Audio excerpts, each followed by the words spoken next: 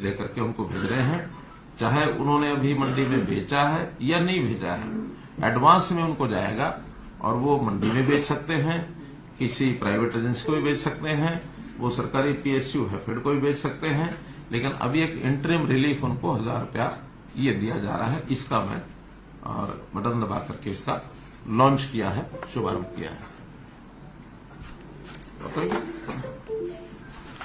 तो मैं जो विषय चला रहा था वो ये कि हमने किसानों के लिए उनकी आय कैसे बढ़े और कैसे उनके खर्चे कम हो, उसके लगातार प्रयत्न किए हैं। और कुछ प्रावधान केंद्र सरकार की ओर से आए भी थे। वो एक चैप्टर ऐसा है जो आपको पता है, हमको पता है कि कैसे मार्केटिंग में लोगों को सुविधाजनक तरीके से अपने फसल को बेचने के लिए जो कुछ बंधन बने हुए हैं उनको हटा करके और मौका मिले सबको, ज्यादा लोग खरीदा आए, ज्यादा मंडियों में नई मंडियां भी खुले, उनके रेट्स कंपटीशन में आकर के और उसकी डिमांड बढ़े, कुछ प्राइवेट प्लेयर्स उसमें आए। लेकिन वो दुर्भाग्य से 3 कानून वाला जो विषय था उसमें कई चीजें थी और किसान हित में थी लेकिन नहीं हो पाई। ठीक है, वो प्रधानमंत्री जी ने स्वयं कहा कि हम शायद उनको समझाने में कामयाब नहीं हुए। लेकिन अब जैसे जैसे ये कठिनाइयां आती हैं बीच बीच में, तो उनके कई लोग बोलते हैं कि कई चीजें उसमें जो अच्छी थी वो मिस हो गई। दोबारा से फिर कभी कोई विषय आएगा तो वो केंद्र सरकार अथवा किसानों के संगठन जो एक कमेटी बनी है उसमें विचार करके सोचते वो करेंगे। लेकिन उसके बाद जैसा पहला विषय कि केंद्र सरकार ने जिस प्रकार से हर वर्ष एमएसपी को बढ़ाया है और पिछले 8-9 वर्षों में, केंद्र सरकार को 9 वर्ष हो गए चलते हुए, तो इन 9 वर्षों में कितना बड़ा परिवर्तन आया है उसके मैं आपको कुछ उदाहरण बताता हूं। धान जो है 1360 और 1402 उसकी वैरायटीज हैं। आज उसका रेट 2200 रुपया के लगभग ये है। 800 रुपये के 803 रुपये की वृद्धि उसमें हुई है। ऐसी ज्वार जो है वो 1530 और 50 के 2 वैरायटी हैं, उसमें भी लगभग 3200 रुपया, 1650 रुपया उसके अंदर बढ़ा करके, और ये अब जो 23-24 की जो अनाउंसमेंट हुई है, जो घोषणा हुई है। बाजरा जो 1250 रुपया था, एकदम डबल, वो 2500 रुपया होने जा रहा है इस वर्ष का जो बाजरा है। रागी है 1550 से ये 3846, इसमें तो 150% वृद्धि हुई है। अरहर 4350 से 7000 रुपया, मूंग 4600 से 8500 रुपया, सूरजमुखी 3750 से 6760 रुपया, तिल 4600 से 8600 रुपया।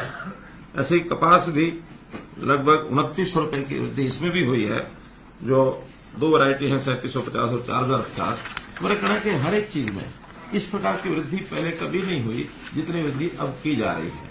इसमें एक बात स्पष्ट करना जरूरी है कि 2 फसलें तो ऐसी हैं जो केंद्र सरकार एफसीआई के माध्यम से खरीदी जाती हैं, वो है धान और गेहूं। कपास जो है वो सीसीआई खरीदती है और बाकी चीजें हैफेड के द्वारा हम स्टेट में खरीदते हैं, नेफेड के द्वारा केंद्र सरकार खरीदती है। आवश्यकता अनुसार जितनी आवश्यकता होती है वो खरीदी जाती है। और जब भी कोई चीज खरीदने में हमको कठिनाई आती है, और वो कठिनाई का एक विषय मैं सबको आपके माध्यम से सभी को ध्यान करना चाहता हूं कि कई बार स्टेट को स्टेट ही खरीदती है, सेंटर नहीं खरीदता है, तो उसमें कठिनाई है। आसपास की स्टेट्स में रेट बहुत कम होता है, हम उसको रेट बढ़ा करके लेते हैं, तो जो आसपास की स्टेट्स का प्रोडक्ट है किसानों का, वो स्मगलिंग होकर के यहां आना शुरू होता है। हमने ये कठिनाई बाजरे में जब शुरू में ध्यान में आया, तो पहले वर्ष में हमको बाजरा जब सारा खरीदा और एमएसपी पर खरीदा, तो किसानों के माध्यम से जो उनके रिश्तेदार होते हैं या व्यापारियों के माध्यम से, आढ़तियों के माध्यम से कोई ना कोई रास्ता निकाल करके और हरियाणा की मंडियों में वो सामान आके बिकने लगा। अब वहां तो 1200 रुपए का रेट, हम उसको 1900 या 2000 में खरीद रहे हैं, तो हमको लगभग उसका उस साल में 1000 करोड़ रुपया नुकसान हुआ जिन एजेंसीज ने खरीदा। हमने उसमें से रास्ता ही निकाला कि हमारे पास एक मेरी फसल मेरा ब्यौरा में रजिस्टर्ड जो डाटा है किसानों का, कि उन्होंने ये भरा है, और भरने के बाद फिर उनको अगर हम पूरा खरीदेंगे तो वो कई प्रकार के विवाद आएंगे, सारी एजेंसियां आएगी, लेकिन रिकॉर्ड के हिसाब से उनको पर एकड़ पैसा जितना लॉस होता है वो लॉस हम देते हैं। बाजरा पहले साल 600 या 650 था, 650 पहले साल था, उससे पहले साल पूरा खरीदा, लेकिन अगले साल 650, उसके बाद 400 रुपये, रेट थोड़ा ठीक हो गया, 400 रुपये भी, बल्कि 450, बल्कि लास्ट में तो जो 450 दे करके जो बाजार में बिका वो एमएसपी से भी ज्यादा हो गया। बहुत लोग तो थोड़ा सा रोक के चलते हैं, फिर काफी रेट आगे भी बढ़ता है। प्रारंभ में रेट कम होता है मंडियों में, बाद में कंपटीशन आ गया या जब अवेलेबिलिटी कम होती है, सरकार की एजेंसियां भी उसमें जाती हैं तो रेट बढ़ते हैं। तो इसलिए कई बार एमएसपीज देने के बाद भी और ज्यादा लाभ भी किसान को हुआ है। अब हम तो केवल इसका गैप है, भावांतर का मतलब ये कि भाव का जो अंतर है, और वो कोई एक फिक्स नहीं हो सकता, उसमें कई बार तो अनुमान से ही निर्णय करना पड़ता है। ये सारा 2 वर्ष किया है। इस बार यही स्थिति आई है सूरजमुखी में। सूरजमुखी का जब हमने 1000 रुपया सोचा था, घोषणा थोड़ी लेट की, लेकिन जब सोचा था उस समय मार्केट में रेट 46-48 रुपया चल रहा था। अचानक जो इंपोर्ट ड्यूटी खत्म की पाम ऑयल के ऊपर, तो रेट एकदम डाउन आ गए। सरसों के भी रेट डाउन आए, सूरजमुखी भी डाउन आए। तो वो 1000 तो हमने घोषणा किया, और वो भी हमने उसमें लिखा था कि इंटरिम एक प्रकार से सब्सिडी है, सब्सिडी नहीं, भावांतर भरपाई है। हम इसका विचार करके रेट को देखेंगे, और रेट फ्लक्चुएट होते रहते हैं, उस रेट के हिसाब से इसको आगे जो बढ़ाना होगा बढ़ाएंगे। रेट ज्यादा कम आया तो हैफेड की तरफ से एक प्रस्ताव आया कि हम इसको खरीद सकते हैं, क्योंकि हैफेड कमर्शियल परचेज करती है। तो हमने कहा ठीक है, आप खरीद सकते हैं, तो मैक्सिमम रेट जितना आप मार्केट में कम्पीट करने के लिए खरीद सकते हैं आप खरीदिए। उन्होंने सोचा कि 4800 रुपये हमारा कंपटीशन आ जाएगा, 4800 खरीदेंगे, 4800 और 1058 बनता है। लेकिन मेरा मानना ऐसा है, हमारे सबका जो टीम के रूप में बैठे, कि ये रेट 4800 से ऊपर जाएगा। कल ही शाहबाद में 4850 बिका। जो ढेरियां 4800 रुपये खरीद रहे थे हैफेड के लोग, उनको नहीं मिली, बल्कि बाहर व्यापारी ने 4850 खरीदी। अब वो 4850 खरीदेगा, स्वाभाविक है हैफेड जो खरीदना होगा तो 4900 में जाएगा। तो इस कंपटीशन में हमको लगता है कि रेट 5500 तक भी जाएगा। अगर ये 5500 जाता है, 1000 रुपया मानो उनको हम, तो 65 हो जाता है, 64 की बजाय 65 ही हो जाता है। तो इसलिए हम चाहते हैं कि ये रेट 6400 के आसपास उनको मिले किसानों को। लेकिन आज निर्णय एकदम करने से बाजार रेट में कई बार कठिनाई आती है। हम इसके ऊपर नजर रखे हुए हैं, और बहुत जल्दी जैसे ये रेट्स तय हो जाएंगे तो उस समय हम रिवाइज भी कर सकते हैं। क्या? भावांतर भरपाई। और रेट तो मार्केट ने अपने आप करना, उसमें हमारा रोल ज्यादा नहीं है। हाँ, हैफेड उसको खरीदने में, अपने जितनी क्वांटिटी उनको चाहिए वो खरीदने में आगे बढ़ेगी। हैफेड से जब हमारी बात हुई तो उन्होंने कहा कि हम लास्ट डे तक भी मार्केट में रहेंगे। किसी का भी किसी को शक ये हो कि शायद हम बीच में छोड़ के जाएंगे, हम खरीदने के लिए अपनी क्वांटिटी में 4800 तो आज खरीदना है। अगर कम मिलेगा हमें तो हम अपने रेट को, यानी अपनी क्वांटिटी को पूरा करने के लिए इस रेट को जहां तक भी हमको मिलेगा वहां तक हम लेकर के जाएंगे। स्वाभाविक है, जब मार्केट में रेट बढ़ता तो हैफेड को भी उसमें उसके अंदर एक कंपटीशन में इजीनेस हो जाती है, क्योंकि मार्केट उन्होंने बेचना है। उनका अपना सामान जो है, चाहे वो तेल निकालेंगे उसका, चाहे उसमें घी बना के बेचेंगे, वो मार्केट में बिकता, मार्केट के रेट के हिसाब से बिकता। तो इस नाते से मैं इतना ही उसमें अश्योर कर सकता हूं कि हम इसमें जो एमएसपी है वहां तक रेट ले जाने के लिए हमारा पूरा प्रयत्न है। लेकिन आज इस समय में कोई बात कहना वो हमारे लिए दोनों तरफ से हमको लगता है कि उचित नहीं है। हाँ, इसके ऊपर कुछ राजनीति करने वाले लोग राजनीति करते हैं, कुछ दबाव डालने के लिए भी संगठन लगे रहते हैं कि जो करना आज ही करो, जो करना आज ही करो। हम उनको समझाते हैं, और कभी कभी तो उनको समझ में आती है। जैसे हमारे जो संगठन जिन्होंने इसका मांग की थी, तो पहले दिन तो यही बात आई थी कि ठीक है, आप हैफेड को उतार दीजिए, 1000 रुपये आपने दे दिया, आप हैफेड को उतार दीजिए, रेट हमारा बढ़ जाएगा, बाकी ठीक हो जाएगा। हमने बात मान ली, लेकिन जब वो मान ली तो फिर कह दिए नहीं, पहले पूरा घोषणा करो। तो घोषणा करने का जब भावांतर भरपाई दी जाती तो घोषणा हम नहीं कर सकते। इस नाते से उस काम को किया। अब एक सज्जन तो हमारे, अब राजनीति कहूंगा, अपने इस्तीफे का भी बयान कर गए। मैं सोच रहा था कि भी वो कोई इस्तीफा उनका, क्योंकि as chairman of sugar cane जो बोर्ड है, उस नाते से इस्तीफा मेरे पास आना चाहिए या सरकार में किसी को मिलना चाहिए। वो हम ढूंढ ही रहे हैं, कहीं इस्तीफा हमें मिला नहीं है, कहाँ है। देखिए, आएगा तो उसके बाद फिर उनसे बात करेंगे ना। अब तक इस्तीफा आया नहीं सर? ना किसी के पास, हमारे पास सरकार में किसी में मंत्री आपने बात नहीं की है? नहीं, वो तो देखिए सामने वाला क्या सोच के ये कह रहा है, ये उसकी अपनी बात है। इस्तीफा आएगा तो बात करेंगे, हमारे पास कोई इस्तीफा आया नहीं है। फिर आप ढूंढ क्यों रहे? अब यही मैं आपको बता रहा हूँ कि आप पूछो कि कहाँ गया इस्तीफा। तो मुख्यमंत्री को आप टोल टैक्स भी चेक कराओ। मुख्यमंत्री को देखें। मेरे पास कोई इस्तीफा नहीं है। किसी टोल वो तो सर इस्तीफे को गठबंधन के तौर पर देखना चाह रहे हो तो इस्तीफे को। किसी टोल पर रुक गया बनेगा वो। रास्ते में टोल टैक्स पर रुक गया किसी को। जहाँ भी अच्छा अभी आप कुछ और कह रहे हैं ना अभी? नहीं अभी तो मैं कहने वाला हूँ। तो मेरा बीच में कहीं शुरू हो गया था। मैं बहुत कहने वाला हूँ। नहीं, मैं तो विषय भी आपको केवल भावांतर और भरपाई का वो रखा है। और जो मुझे समाचार मिल रहा है कि आज यानी सूरजमुखी जो हम तो आज भी 48,58 तो सुनिश्चित हो ही गया ना। गैप तो यही रह गया कि और कैसे बढ़ाएं उसको। पंजाब में इस समय भी जो रेट चल रहा है सूरजमुखी का 4,000 और 4,200 चल रहा है। अभी हमको दूसरा भी इसमें खतरा लगता है कि ये 4,000, 4,200, 4,800 तो इसलिए वो ले आएंगे कि जरूर उनके कुछ साथी जो हैं वहां से खरीद के 4,800 में यहां बेचने की कोशिश करेंगे। हालांकि हैफेड ने भी वो कंडीशन तो लगाई है कि जिसका रजिस्ट्रेशन होगा उसी का खरीदेंगे। लेकिन इस सेल परचेज में सरकार का रोल नहीं होता। वहां आड़ती भी, व्यापारी भी, उनके साथी भी, पंजाब के कई चीजें चलती हैं। तो वो विषय हैफेड का है, हमारा इतना नहीं है। हैफेड ने कम्पीट करना है बाजार में। हमने जिनका रजिस्टर्ड है उन्हीं को देना है। कुछ लोगों ने हमने 3 दिन के लिए उनके कहने पर रजिस्ट्रेशन खोला था। ये विषय भी आपको बता रहा हूं ताकि लोग ये बोलेंगे। तो 3 दिन में ही जो पहले 40, अभी तो हमने कितना एकड़ दिया हमने 36,000, तो लगभग 2-3,000 एकड़ और भी इसमें निकलेगा जो पहले का हुआ किन्हीं कारणों से, टेक्निकल कारणों से रुका होगा। लेकिन 40,000 एकड़ का रजिस्ट्रेशन हमारा पहले हुआ था। हमने सोचा कि भाई चलो जो लोग रह गए होंगे 2% रह भी गए हों तो 2 दिन के लिए 3 दिन के लिए खोलते हैं और खोलने के बाद उनको मौका मिल जाएगा, किसी गलती के कारण से रह गया होगा, बाद में उसका मिलान करेंगे। लेकिन उन्हीं 3 दिनों में कितना 16,000, 17,000 कुछ एकड़, 17,000 एकड़ और एडिशनल लोगों ने रजिस्टर कर दिया। और उसमें से ऐसे खेतों का भी रजिस्टर कर दिया जहां पहले गेहूं बोया हुआ था। गेहूं 15 अप्रैल से पहले कटता नहीं है और 15 मार्च यानी सूरजमुखी 15 मार्च से पहले बुआई होती है। अब उस 1 महीने में 2 फसलें तो नहीं थी वहां। तो आखिर उसको चेक करने के बाद हमने 9,000 तो तुरंत काट दिया है। 6,000 की भी वेरिफिकेशन चल रही है।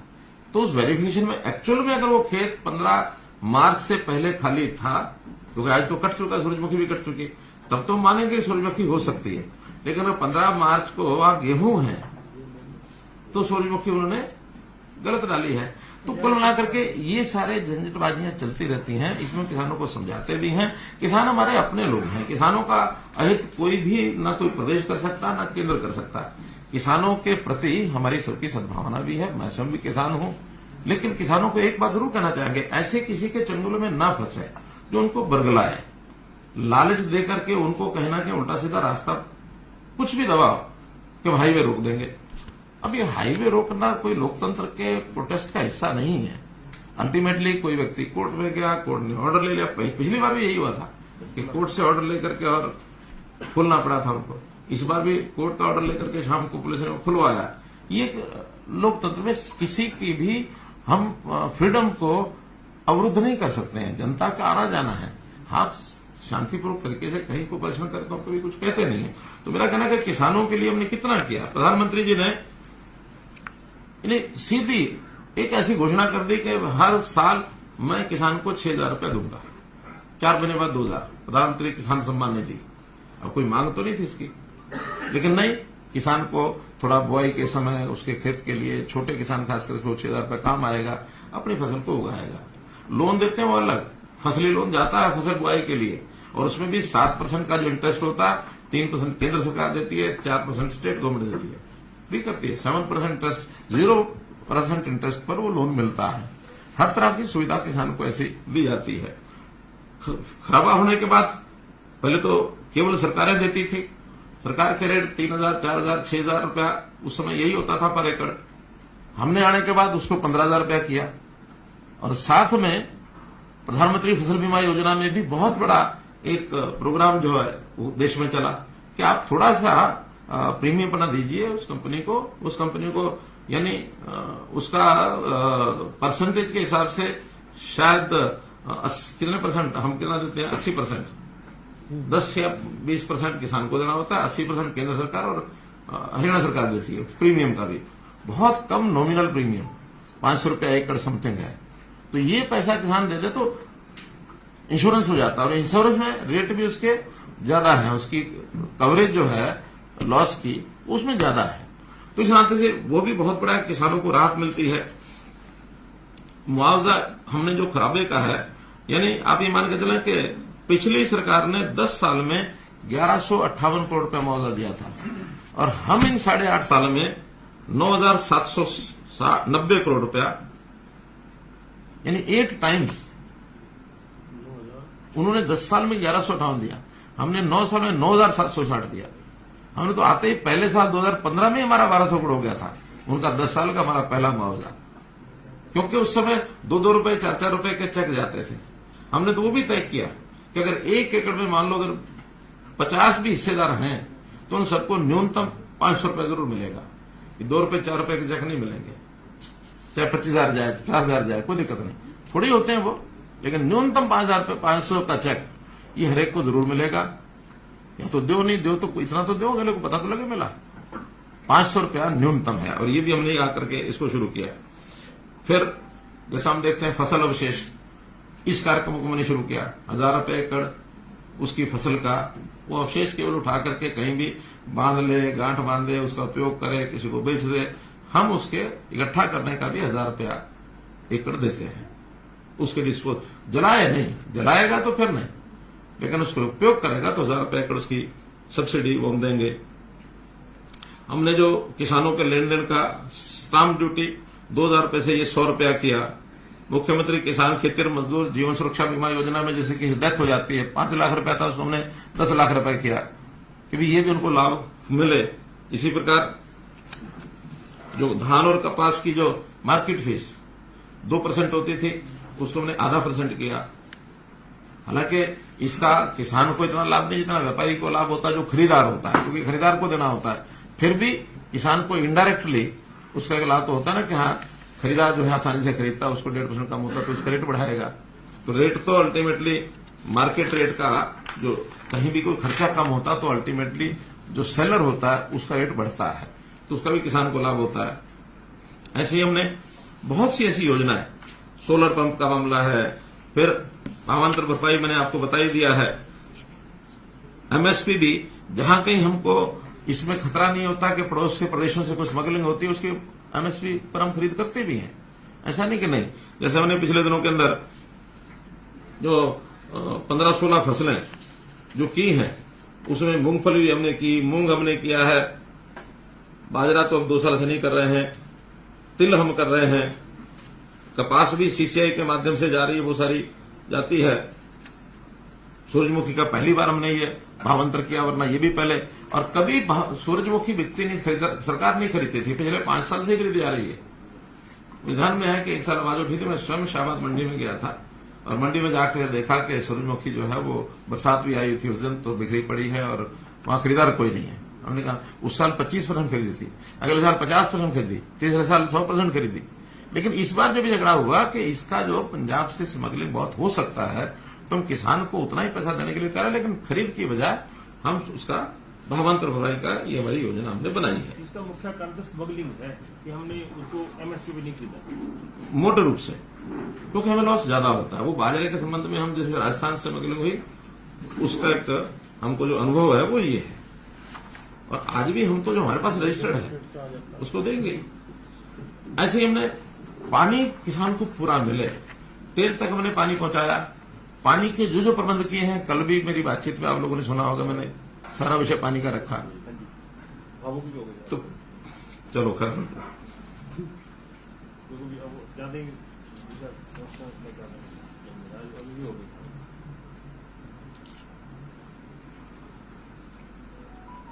पानी स्टोरेज एक बहुत बड़ा विषय है। हमने खास करके सिरसा जिला, हिसार जिला, पानी की जो डिग्गियां बनाई हैं, पानी का जब उपलब्ध होता है उसमें भरो, जब जरूरत है उसमें माइक्रो इरिगेशन का उपयोग करो। अभी सिरसा जिले में जो 3 दिन का मेरा टूर था, उनका कि डिग्गियों की जितनी अधिक आप कर सकते हो हमारा बहुत लाभ होगा।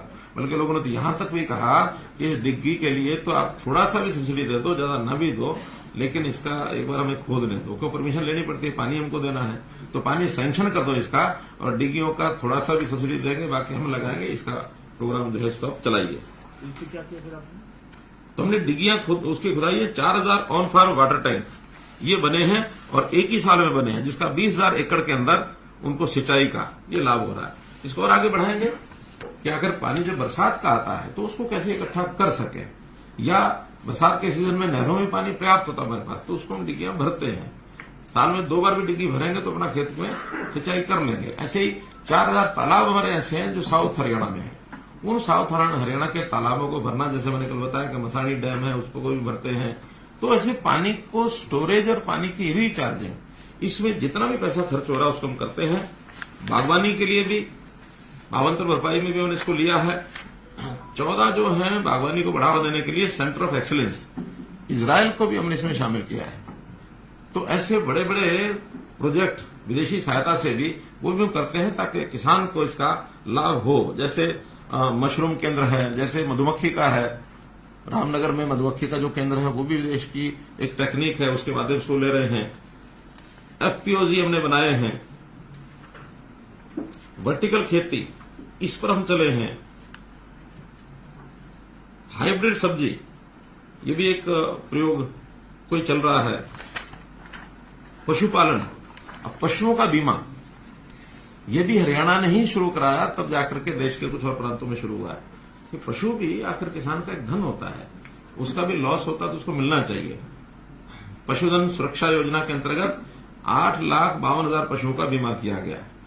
फिर क्रेडिट कार्ड, पशु क्रेडिट कार्ड, एक तो किसान क्रेडिट कार्ड है, पशु क्रेडिट कार्ड ये भी चालू कराया ताकि पशु भी कोई खरीदे बेच सके, उसमें भी उसको पैसा चाहिए तो ले सके। देसी गायों की जो डेयरी का भी हम जो सब्सिडी देते हैं वो भी 83 करोड़ रुपया जा चुका है। दूध का 5 रुपए किलो लीटर का ये भी पशुपालकों को इसका भी हम लाभ देते हैं। प्रगतिशील किसान उनकी सम्मान योजना और नए प्रगतिशील किसान कैसे बने उनकी ट्रेनिंग का ये पैसा भी हम अलग से इन सबको देते हैं। कुल मिलाकर के जितनी भी योजनाएं हैं, ये चाहे हमारी सिंचाई की योजनाएं हैं, इन सिंचाई की योजनाओं में भी कुल अभी तक पिछले 5 साल में जो हम अनुदान और जो इन योजनाओं को सरल बनाने के लिए हमने जो खर्च किया है 6 और 3 9 और 5 14 और लगभग 1500 करोड़ रुपया इस पर अभी हम खर्च कर चुके हैं 5 साल में नहरों के सिस्टम को ठीक करने के लिए। हमारा एक तो जो WJC का प्रोजेक्ट है उसका बहुत बड़ा लाभ ये अगले सालों में मिलने वाला, जैसे वो कंप्लीट हो जाएगा। और इसी प्रकार जो खेती के लिए जितनी मैंने योजनाएं बताई हैं उसमें किसान सम्मान निधि है, बीमा है, खराबा है, अवशेष जो बचे उनका, जीवन सुरक्षा की जो मैंने बात बताई है, सोलर सब्सिडी जो छोटे पंप हैं 10 BHP वहां तक के जो है 52-53 हजार अभी हम पिछले साल में लगा चुके हैं। हमारा टारगेट 50,000 का था, 53,000 सोलर लगाए हैं। 960 करोड़ रुपया इसमें सब्सिडी दी है। फिर मिकाडा मैंने बताया, कोल्ड स्टोरेज, मधुमक्खी, मशरूम, वर्टिकल खेती, पशुपालन, इन सब पर मिलाकर के पिछले 5 या ये शायद 8 सालों का भी कुछ है, कुछ 5 सालों का दिया है, अलग अलग करके है। तो ये 22, 23, 23,500 करोड़ रुपया केवल सब्सिडी का गया किसानों को। और इस प्रकार से इतनी बड़ी मात्रा में थोड़ा सा डिटेल 23,500 बिजली नहीं, इसमें बदली सब्सिडी नहीं है। इसमें किसान सम्मान निधि है 4,300 करोड़, 6,100 करोड़ जो बीमे का अनुदान मिला है लोगों को, नहीं जो फसल बीमा योजना 6100 करोड़ रुपए मिला है। 6200 बल्कि सरकार ने जो खराबे का दिया वो 9,760, तो कुल मिला के 9, 6, 15 और 4, 19, 20 तो यही है। बाकी लगभग 2,500 करोड़ रुपया बाकी छोटे छोटे और जो आइटम्स हैं जिसमें भावांतर भरपाई योजना ही 900 करोड़ रुपया तो जा चुका है। बाजरा और ये जो आज हमने 29-30 करोड़ मैंने जोड़ा, 29 करोड़ 13 लाख है, तो ये कुल मिला के 900 करोड़ रुपया ये गया है। तो ऐसा किसान के हित में जब भी कोई बात आती है, ऐसा ही नहीं हम कहते कि किसान हमारा अन्नदाता वो है, लेकिन मेरा फिर वही कहना है कि किसानों को भी हम अपील करना चाहते हैं कि ऐसे जो किसान संगठन एक राजनीति के तौर पर चीजों को आगे बढ़ाकर करते हैं और प्रेशर जो होता है उस प्रेशर से कोई लाभ होता नहीं है। जो हमने किसान को देना है वो देना ही है। और एक किसान के प्रति हमारे मन में जो एक भाव है, उसके प्रति सम्मान का भाव, आदर का भाव, सहानुभूति का भाव सब है। क्योंकि छोटा किसान है, छोटे किसान को तो बहुत संकट होता है। 1 एकड़ 2 एकड़ वाला तो परिवार के सिस्टम को चला ही नहीं सकता है। बड़ा किसान फिर भी अपने सिस्टम को चला लेता है। तो इसलिए ये जो चीजें की गई हैं और पिछले कुछ दिनों से चर्चा थी, मुझे लगा कि इस विषय को आपके माध्यम से मैं जरूर बताना चाहूंगा। तो इस संबंध में आपको कोई बात लगती है, कोई सुझाव देने की, कुछ प्रश्न करने की, तो ओपन फॉर यू। आपने काम गिनाए हैं किसानों के लिए, क्या आपको लग नहीं रहा है कि ये जो बातें आप बता रहे हैं